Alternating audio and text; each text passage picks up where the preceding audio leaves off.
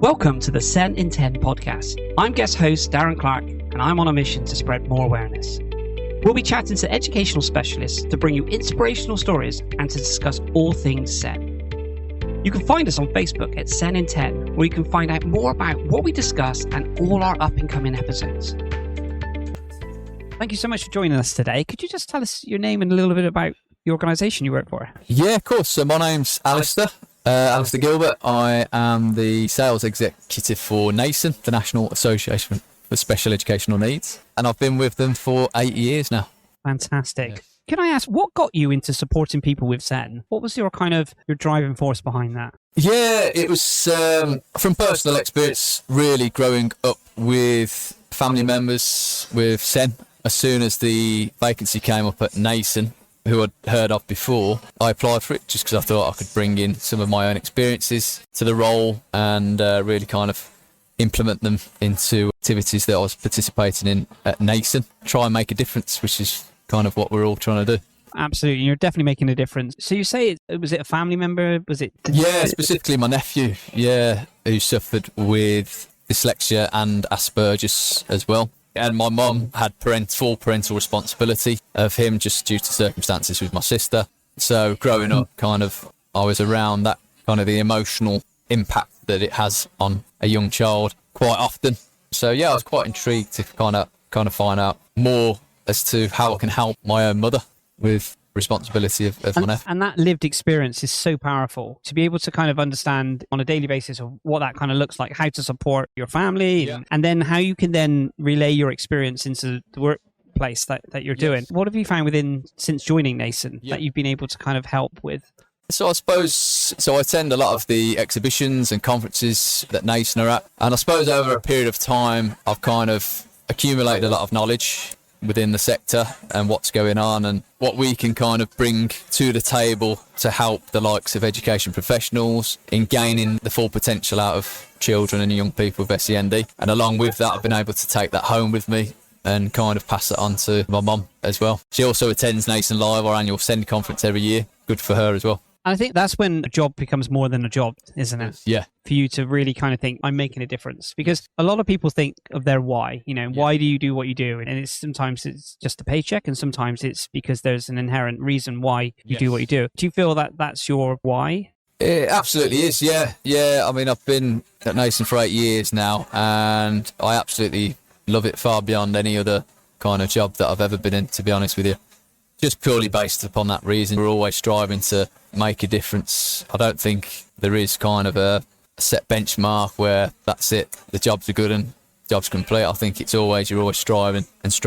Yeah, and things like our awards ceremony every year where we have a celebration of all the unsung heroes in the sector. It's really humbling, to be honest, and really I get quite emotional every year when the winners are announced because, it's a real kind of celebration. And I love the word you use, celebration, because there is a positive side that we need to kind of put to this as well, is because when we talk about, say, dyslexia or something, not the negative side of it, we think of the limitations or we think of something that someone can't do. But equally, on the flip side, there are a lot of kind of positive attributes that we can do. And I think within what you're doing in the organisation and the awards is definitely something that needs to be done to help support this. Yeah, absolutely. And to a certain extent, like you say, it kind of removes that little bit of stigma that's attached to SEN sometimes. So we're just kind of shouting loud and proud about it. And do you think there's enough support out there for SEN learners? I don't, if I'm being absolutely honest. I mean, we can do as much as we can, but I still think there's a lot of work to do. There's a lot of professionals, organisations, schools that haven't heard of nasen. So yeah, we've still got a long way to go. What would you say some of the barriers are? Some of the barriers, I think it's just a case of, because we're dealing kind of on a national scale and also venturing kind of internationally as well, just the sheer volume really in which we need to kind of connect with, have conversations with, network with. I think it's just a timely process, but we'll get there. I think I remember reading the stat and someone was talking about a helpline. So when people phone up for the helpline, dyslexia, dyscalculia, Asperger's, whatever the helpline is set up. And they said that the helpline, if they looked at it when they kind of first started, they had 100 calls a week, and now they're getting 200 calls, and now they're getting 300 calls and 400 calls. And they said, I don't know if that's because we're in a point now where we're known more, or the fact that the problems just got bigger. So it's trying to understand how can you, as an organization, how can you serve that many? And as you mentioned, nasen's an incredible organization and very well known within the industry. And I guess with that comes a certain amount of pressure to deliver what you need to deliver. How do you, as an organization, I guess, or personally, how do you feel you benchmark that to try and not put yourself down in the sense of trying to, because you do an incredible job to deliver, but how do you manage that? Yeah, it's a good question, actually. Yeah, because like you say, sometimes it comes down to resource. If you are growing at such a fast pace, sometimes it's hard to keep up. Sometimes you haven't got the resource or the funding to employ more staff. But we're kind of looking at it more strategically now, pointing different staff to regions across the UK, covering vast areas. But yeah, it is definitely tricky and something which we're kind of trying to tackle. I guess also, flip side of that you should reward yourself for the work that you do. Because I guess it's, in hindsight, it's great if you say, well, actually, say we're reaching 500 people, but there's 1,000 people that need this. Yeah.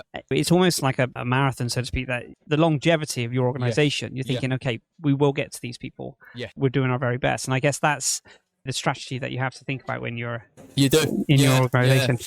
And I suppose it's getting a little bit easier with the way the world is going in terms of accessibility, so we can reach vaster audiences online. But then again, obviously, you want the balance of also not completely disconnecting away from face-to-face training and events, because you want to kind of keep that going as well. So yeah, that's what we're trying to kind of come to a... So you mentioned that you've been with the organisation a wonderful 8 years. Yes, yeah. What do you feel is do you feel it's changed much since you started? Not the organisation, but the kind of the landscape of the industry that you're in. Do you think it's changed over the past 8 years? Yeah, I do think it's changed over the 8 years. I think the fundamentals have stayed the same. I just think it's the approaches which have changed. And like I say, the ultimate kind of goal is for us reach out to every single school in the UK. It's just kind of figuring out how we do that along the way, but we're definitely on the right track. Any organisation can do it. I'm sure you can. Yes. Yeah, we believe. We 100% believe. Thank you so much for your time today. It's been a pleasure speaking to you. Yeah, and yourself. Thanks very much. Thank you for joining us on SEN in 10. And don't forget to subscribe so you don't miss an episode. You can catch all of our episodes at www.senin10.co.uk. You can also find us across social media at SEN in 10. Be sure to give us a follow to keep up with the latest news. And thanks again for listening, and we'll see you again next time.